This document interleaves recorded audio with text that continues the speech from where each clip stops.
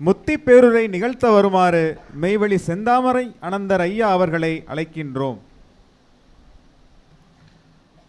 ஆறில் பிறவர்களே, அன்பிற்குரிய சந்ததியர்களே, மெய்வழி தொடரும் அருமை சகோதரர்களே, நமது குல தெய்வங்களின் திருக்குமாரரும் நம் மெய்மத வர்க்கத்தின் கண்ணின் மணியுமான மேதகு சபைக்கரசர் அவர்களே, ஈரோடு வாழ் மெய்வழி கொலமாக்களே, பொறுப்பாளர் சாலை மணி அவர்களே, உங்கள் அனைவருக்கும் எனது அன்பான நமஸ்காரங்கள்.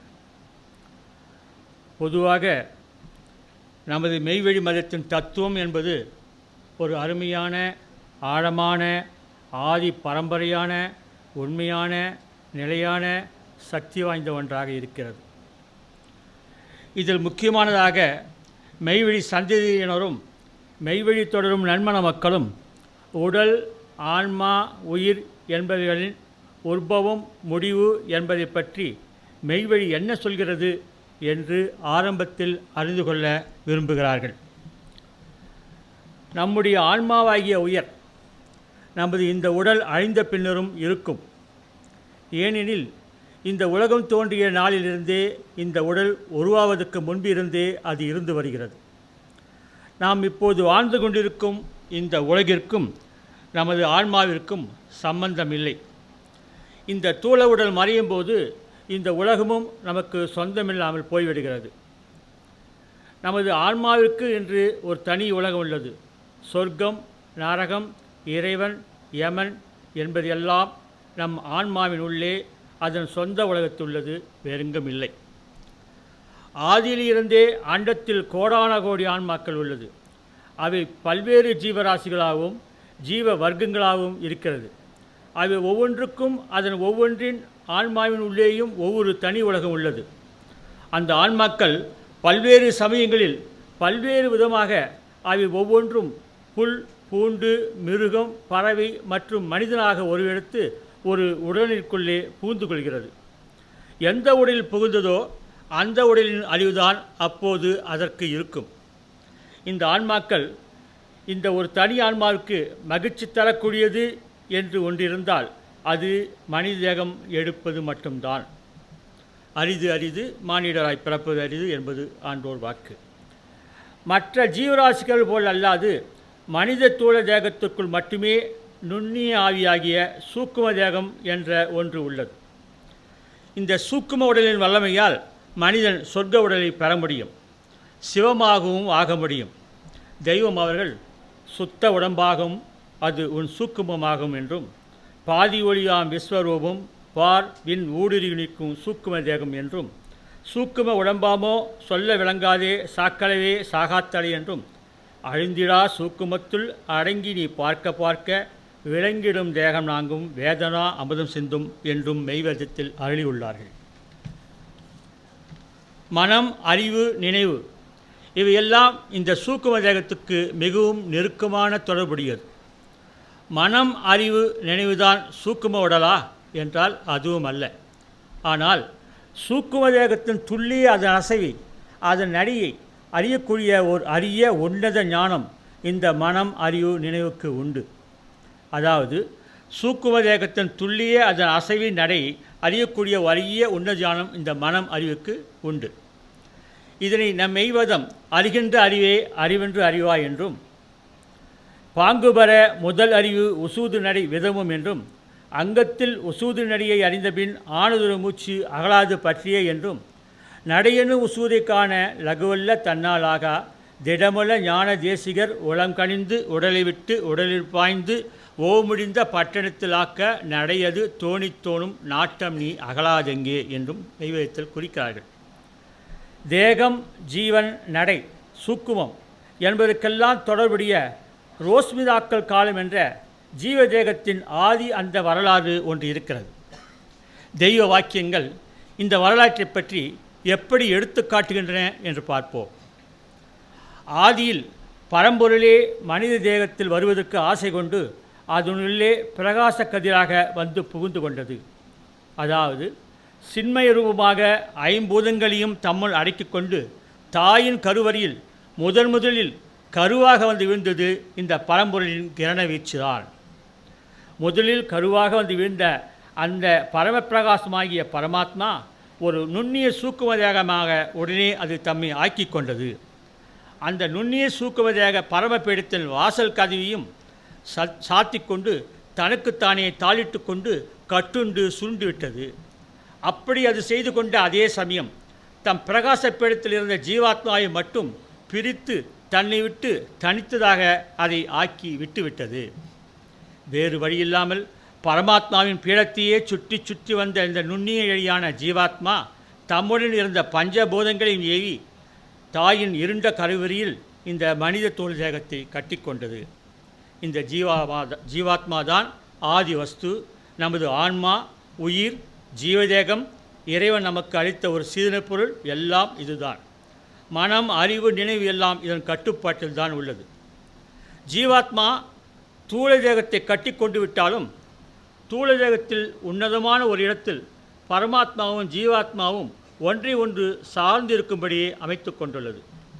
இந்த மனித ஜீவாத்மா பரமாத்மாவை விட்டு பிரிந்ததால் பரமபிரகாசத்தை இழந்திருந்தாலும் இது பரம்பொருளின் அங்கமானதால் வேறு எந்த ஜீவராசிக்கும் இல்லாத மிக அபாரமான அற்புத அறிவும் நினைவும் இந்த மனிதனுக்கு உண்டு. அதே சமயம் இது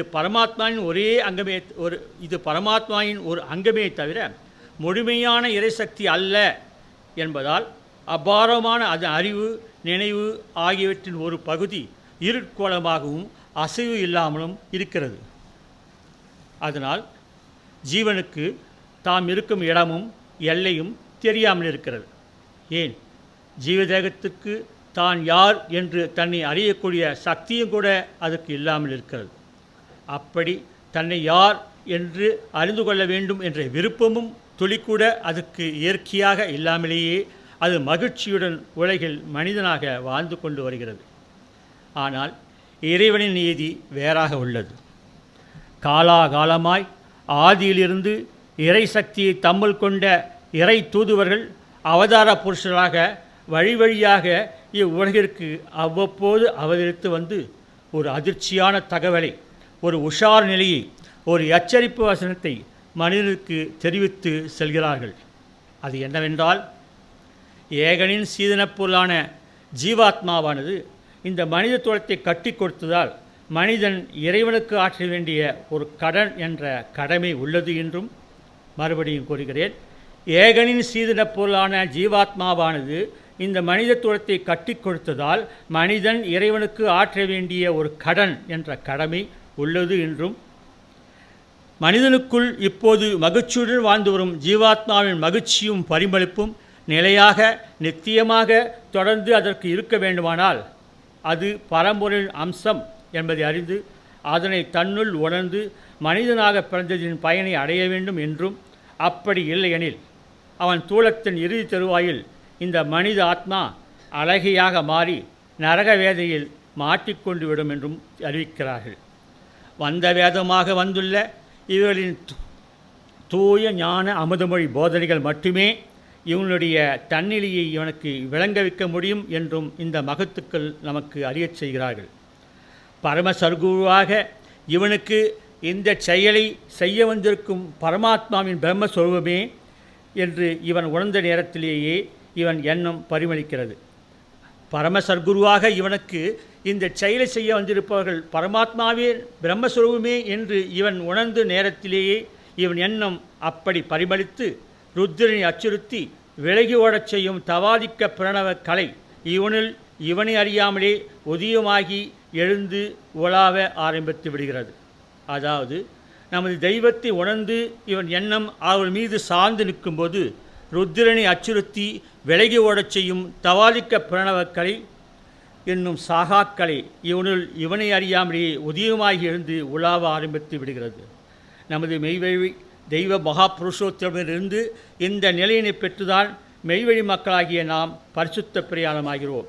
கற்பகோடிகால சுகமான தங்க உடலை பெறுகிறோம். நமது மெய்வழி வேதத்தில்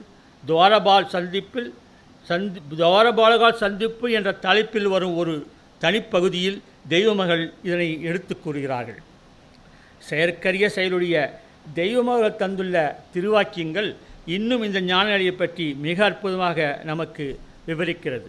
அதில் இந்த ஜீவதேகத்தில் இருட்கோளமாயிருக்கும் அசைவற்ற நினைவி ஒரு அசைவுக்கு கொண்டு வரும் பொருளே காரண தேகம். பரமாத்மாவே பரமாத்ம சொரூபராக வரும்போது இந்த காரண தேகத்தை உனக்கு அள்ளுவார்கள்.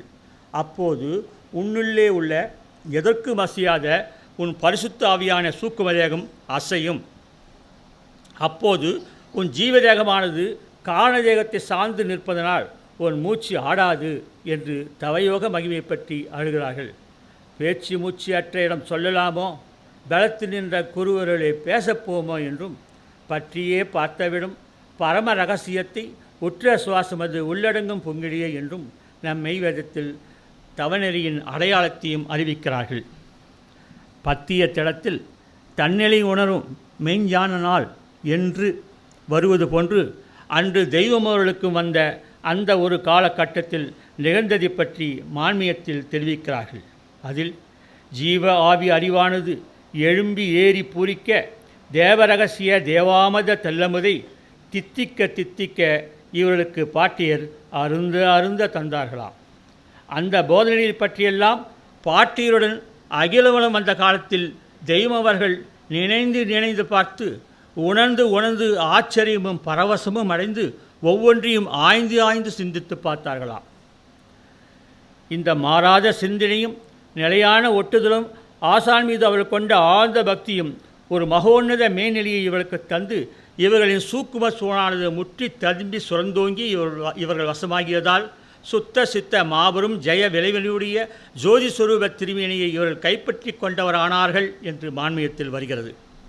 இதனைத் தொடர்ந்து தெய்வம் அவர்கள் மகா தவமேற்றி சர்வ தவ சன்னதிகளையும் கைக்கொண்டு இன்று இறுதி தீர்ப்பு நிகழ்த்தியிருக்கும் மாமகதியாக பிரகாசித்துக் கொண்டிருக்கிறார்கள். சொன்னனைய கலைமாதனில் காட்டுதற்கிருப்பார் வீட்டில் கல்பெனும் கொய்கைக்குள் மேலோர். சொன்னனைய கலைமாதனில் காட்டுதற்கிருப்பார் வீட்டில் கல்பெனும் கொய்கைக்குள் மேலோர் என்று ஒரு குருமுராதி பாடலிலிருந்து ஜோதி சொரூபமாக நம் பிரணவ இதய கமலாசனத்தில் அவர்கள் பிரகாச கிரண வீச்சு அமர்ந்து செயல்படுவதை அறிகிறோம். நமது தெய்வ கிரந்தங்களை வீணுக்காக தெய்வம் அவர்கள் நமக்கு தந்துவிட்டு செல்லவில்லை. மெய்ஞானம் பெறுவதற்கு உதாரணமாக நமது வேத நூல் ஒரு காரணப்பொருளாக உள்ளது என்று நாம் அறிந்து கொள்வதற்காக பூரண மார்க்கப்பதியோர் பூதிட உரைத்த பதம் காரண மெய்வேடுநூருக்கு உதாரணம் இதில் அறிந்து பூரண மார்க்கப்பதியோர் பூதிட உரைத்த பதம் காரண மெய்வேடுநூருக்கு உதாரணம் இதில் அறிந்து என்று பத்திரத்திடத்தில் அறிவிக்கிறார்கள். மந்திரச் சாவியான மெய்வழி வேதத்தையும் வாக்கிய கிரந்தங்களையும் ஓதி மெய்வழி தெய்வங்களை நாம் வேண்டி நிற்கும்போது நமக்கு கேட்டதையெல்லாம் தருபவர்களாகவும் கேளாததை தருபவர்களாகவும் திகழ்கிறார்கள். வேண்டினோர் எல்லாருக்கும் மேலாம் பதமான 4ஆம் பதத்தை அழிவரும் தெய்வங்களின் தவச் செயலை இந்த உலகிற்கு அறிவிக்க நாம் கடமை கொண்டிருக்கிறோம் என்பதை தெரிவித்து விடைபெறுகிறேன். குருவாழ்க, குருவே துணை. நமஸ்காரம். மெய்வழி செந்தாமரை அனந்தர் ஐயா அவர்களுக்கு எங்களது நமஸ்காரம்.